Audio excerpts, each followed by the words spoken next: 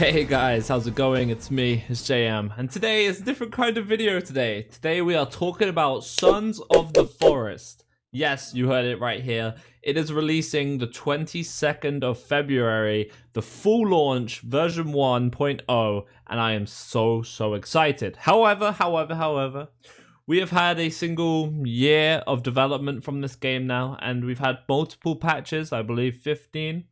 So we've had content come out, we've had new things happen, but there are still a lot of things that need to be addressed and need to be looked into. So we're going to try and do that this video and talk about all the things that you guys have told me that you want to see, and also what I want to see in the full release of Sons of the Forest.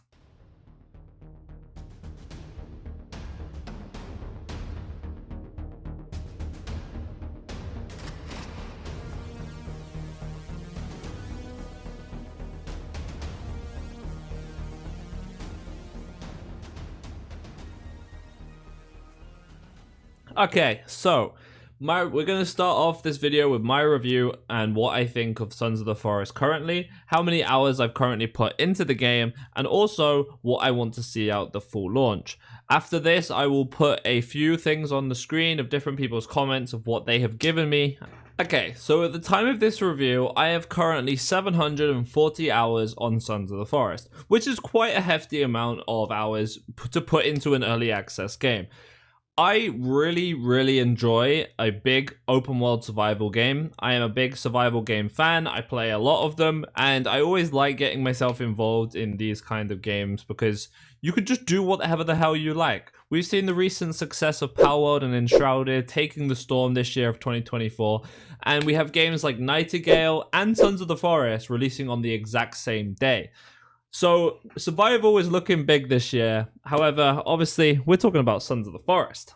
So, for me, I really enjoyed the Sons of the Forest introduction. You have been given the characters, you have been given the story, and you know exactly what your mission is to do. Your mission is to find the missing billionaires and return them back safely. Well, safely. We'll put that in abbreviations.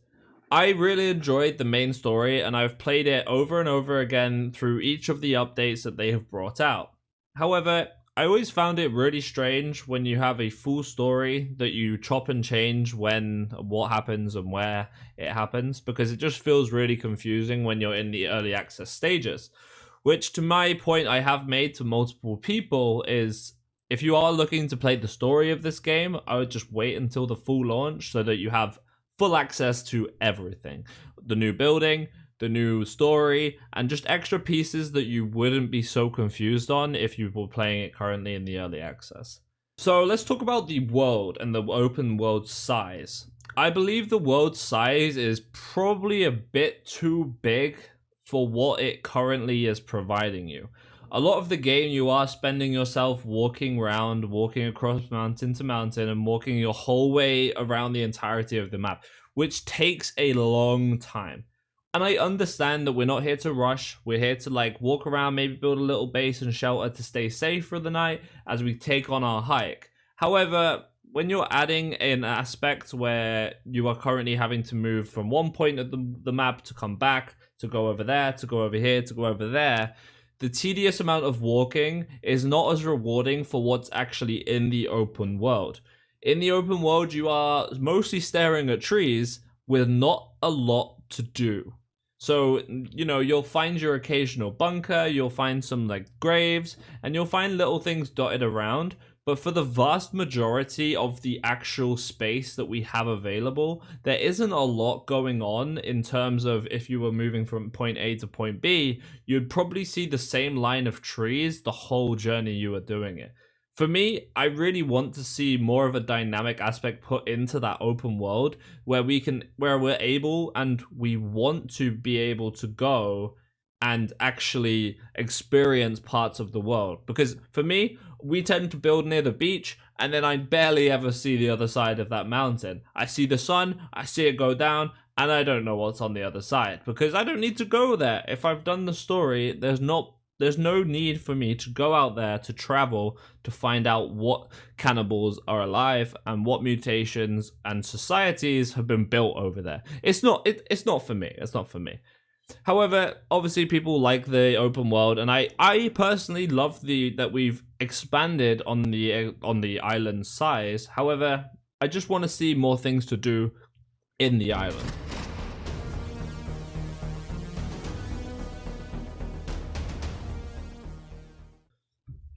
Okay, moving on. Combat.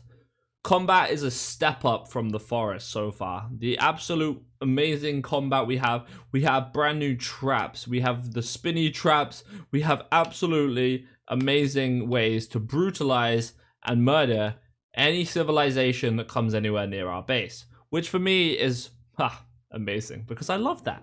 I love being able to defend my base with all its integrity and making sure no cannibals knock the structure down, which does happen quite a lot. So the combat is clean. I love the weapons that we have in the game. I love everything that we've currently got to murder people in the game. The new addition to the rifle was an absolute godsend. It's an absolute lifesaver. If you've got lookout towers, you can look over, you can see a cannibal run in, take their rifle shot, and boom, you get the kill. So combat for me is currently in top 10, but like 10 out of 10 position right now. It's a very, very good mechanic that we already have in the game. And the only thing that I would like to see when it comes to that is I would like to see them maybe add more weapons, add more customization for your weapons, because we've now got, spoilers, gold weapons. But I would like to see them being able to use crafting to create like different kind of weapons, or if you wanted to create a double-ended spear, or, you know, a bit more imaginary things. So if you were stuck in a survival, you have to use what's around you to be able to build that weapon. I really want to see them deep dive into that a bit more, so we're not just having to use like axes or something. Give us some ways to take the blade off the axe, shove it on like a stick, and just absolutely hack down some people. But obviously, we'll see what happens in version 1.0 with that.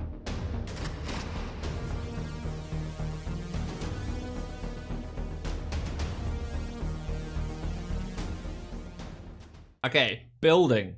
Oh my gosh. So building has gone through many changes during the 15 patches that we've had over the first year. I am assuming the building is going to take a giant leap from what we are currently to an absolutely new standard of building in version 1.0. The current building mechanics are absolutely incredible. They can be a little tedious if you want to do big projects. However, a lot of the time we are obviously moving from point A to point B, so we're building smaller camps. However, for you building fans out there, I know how tedious it is to put a log down, move backwards, put a log down, move backwards when you're trying to build these giant civilizations and towns that you guys have created. It does take so long, and to be honest, cutting all them trees down to get one log at a time, you're just going to run out of trees if you want to do that. So obviously, you know, people use developer console, they give themselves log hack, and that's the best way of building. However, that isn't the way the game obviously wants you to play it, but they give you that option to be able to do it if that's what you choose.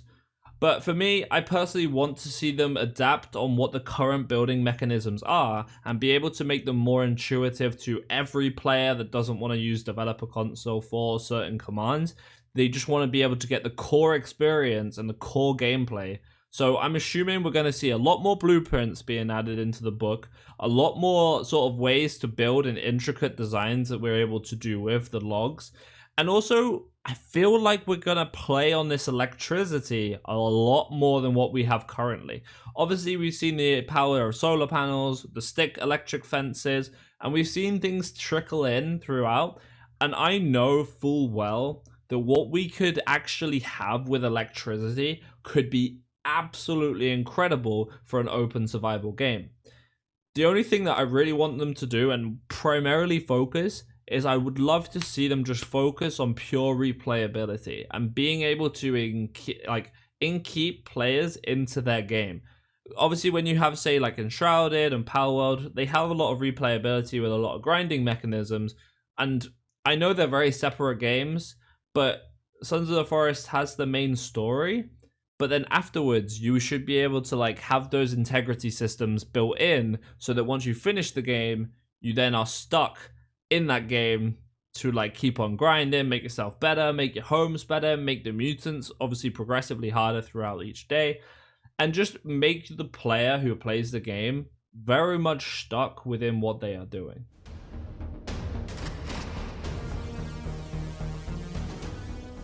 Okay, so overall, I want to see new everything. Obviously, I know that's a very cliche point to make, but I want to see the building have a huge overhaul with new blueprints for players who don't like the intricate designing. I want to see them focus on both kind of builders, the more advanced builders, the more basic builders. I want to see them add more decorative items into the game as well. Because I just want to like be able to customize a house and make it in the insides look as pretty as the outsides look. I don't want them to be an empty space where I just go, wow, that looks cool, and I go inside and there's just a bone chandelier chilling around. That's not what I want to do.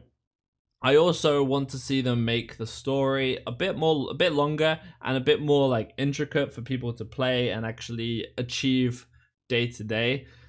I just hope that when players are playing the story, we are getting a true to life experience of what the full story is, how it links to the previous game, and it fully corresponds with each other. I also would love to be able to see what they're going to do with any of the mechanics in terms of replayability. So as I just played on, I want to see what they're going to do to encapsulate people to keep on playing Sons of the Forest for years and years to come. The one thing the Forest really did well was the building aspect. And the building aspect was one of the biggest parts of the original Forest game, and it kept so many players still playing the game, building these ginormous projects. So that's what I'm thinking, is just like, they play big on the building, they play big on the survival, and they're going to have themselves a winner, considering the success that the original Sons of the Forest brought when early access dropped. Okay, we're going to deep dive into some of your guys' feedback that you guys have given me and what you guys want to see and your reviews. So let's get right into it.